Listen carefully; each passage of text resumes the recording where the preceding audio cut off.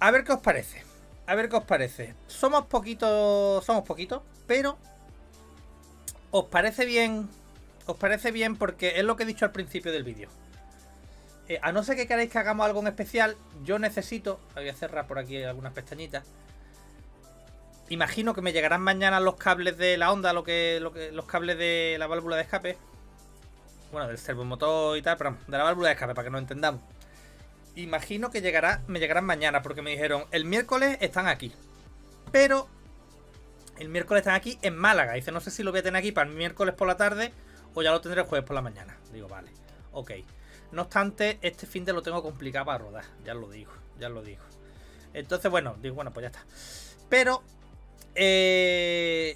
yo siempre los tengo regulados como dice el manual, ¿vale? Como dice el manual, aquí esto, lo otro, tantos milímetros y tal y cual, como dice el manual. Y en el grupo de Telegram, Lucas, mira, no, aquí no.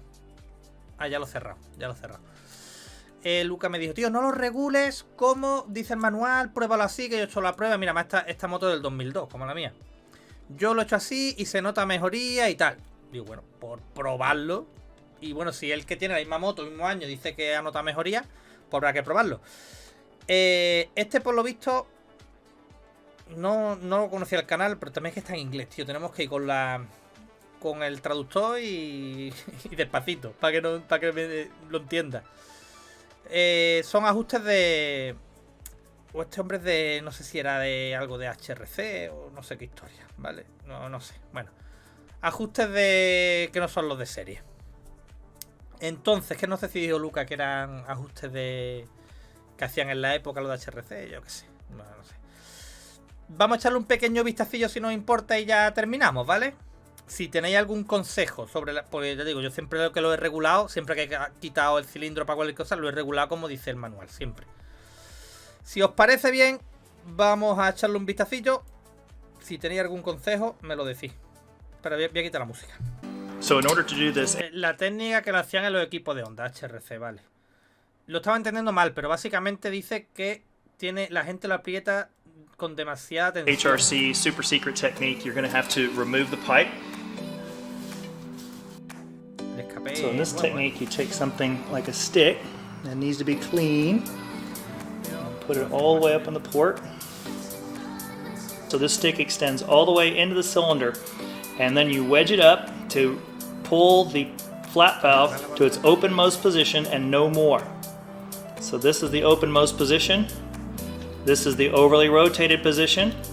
Open position. Ya creo que sé por dónde van los tiros. Claro, le está empujando a la válvula porque lo que quiere es que esté lo más abierto posible para después darle la tensión correcta a los cables, ¿no? Entiendo que si no lo hace de esa manera, aunque la de esta esté abierta, pero no estaría en su máxima, creo, ¿no? En su máximo posición que puede estar abierta, creo. Alright, so now you see how it works. The flat valve never needs to be any higher than this. Alright, so we have our port lifting stick, for lack of a better word. Vale, tiene que estar lo más abierta posible. Eso no lo he hecho yo nunca. Y ya después darle aquí. Inserted into the cylinder and into the position where the flat valve enters the exhaust port. The pulley is in a slightly open state, and now we're going to rotate the pulley using the stick as a lever. Basically, the stick is right up the center of the port. I'm going to push it down and lock this pulley in its upwardmost position or most open position without over rotating. So that position is set there. Now holding the stick, pull up on this cable. So this sheath should not have slack in it.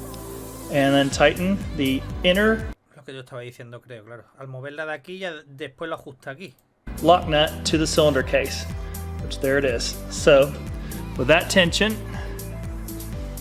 want to have tension on the cable, but not a crazy amount. We're going to tighten this adjuster down.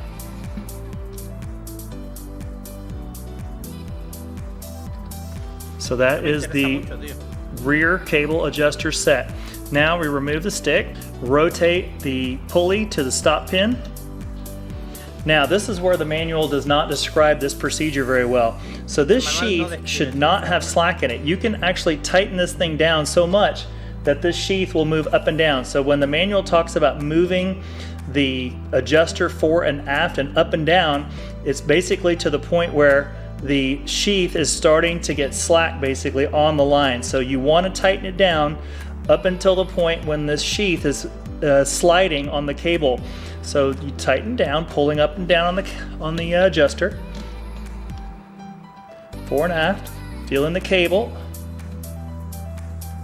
There, now can you see that? Tienes que apretarlo hasta que esté justo en su... que no puedas mover la funda, digamos. Que esté en donde empieza a hacer tensión, digamos, ¿no? It's starting to move on the sheath. So that is an over adjustment. We got to back it up. Still too much? Sin llegar... O sea, justo donde empieza sin que llegue aprieta tampoco ni que llegue hasta suelta, entiendo, ¿no? There we go. There we go. So now what we've done is we preloaded this spring. This spring is the return mechanism for the pulley when the throttle is released. So this spring tension is the function that returns the pulley back to rest. So this sheath is now tight. No slack in that. The lines have tension, but not a crazy amount of tension. And that is our setting right there. Now we can set the jam nut. Tú decides a dónde ir, a encontrar lo de siempre o a descubrir algo nuevo. Con la tranquilidad de saber que llegas a tiempo y con precio cerrado. Te llevamos a donde quieras. Lo tendré que ver más veces, ¿vale? Porque con el traductor yo medio qué, pero más o menos... buenas, tu primer comentario en el chat. Bienvenido al chat. Creo que más o menos me estoy quedando con la copla, aunque lo veré más veces más detalladamente. So what you're after is to put as much preload as you can into the spring, but not creating slack. Interesante. Interesante. Mira que esto lleva años, pero yo... Es que como siempre lo hago, como dice el manual... O sea, te está diciendo que te interesa poner la máxima precarga que puedas en este muelle. In the sheath. Now we can set the jam nut, return the boot back over the front adjuster spring, and return the rear boot over the rear adjuster. For those of you who are curious, I thought we could go ahead and throw the calipers on that gap and see what kind of gap we end up with. Look at that. 10 millimeters, not 12. 10 milímetros. All right, so you can see using the HRC system, you get a result, and that's one thing that makes... Es que 2 milímetros, aunque parezca una gilipollez, son 2 milímetros que no le está dando el juego a la válvula de escape. Es interesante. This system superior to any other technique. So, for instance, when you're doing the Honda technique, you're overly rotating this valve when you set the tension on the rearmost cable. That's a mistake, as you can see, because look at the variation and the offset between the... Este juego, digamos, como que lo estás perdiendo ahí. The position at which this thing is fully open, the flat valve is fully open, and where it should be. So there's definitely an incorrect adjustment when you do it using the factory system. That's the way that this valve should be. It doesn't need to operate past the position where the bottom of the flap is even with the edge of the exhaust port in its openmost state. That's all you need and no more. There's never going to be extra power created because of the turbulence behind that exhaust port with this pulley overly rotated and the flaps overly open, for lack of a better way of putting it. You'll find that this system operates much more smoothly and without flutter, like you see. Dice, con este sistema funciona mucho más suavemente y sin aleteo como se ven las... In the other techniques for doing this, on the 12 millimeter technique, again, you've got an overly rotated flat valve, and that... Un segundillo, que me están pitando en la puerta, un segundito. Muy interesante, yo siempre lo he hecho, como dice el manual, nunca he tenido problemas, porque claro, también... Yo qué sé, es que la onda para mi gusto funciona muy bien, pero claro, si lo puede funcionar mejor. Is definitely not anything that's going to benefit your performance. And in addition to that, you're also overly stressing this cable here for no reason whatsoever, which of course, as we mentioned earlier, is a detriment to the gear drive motor inside the servo.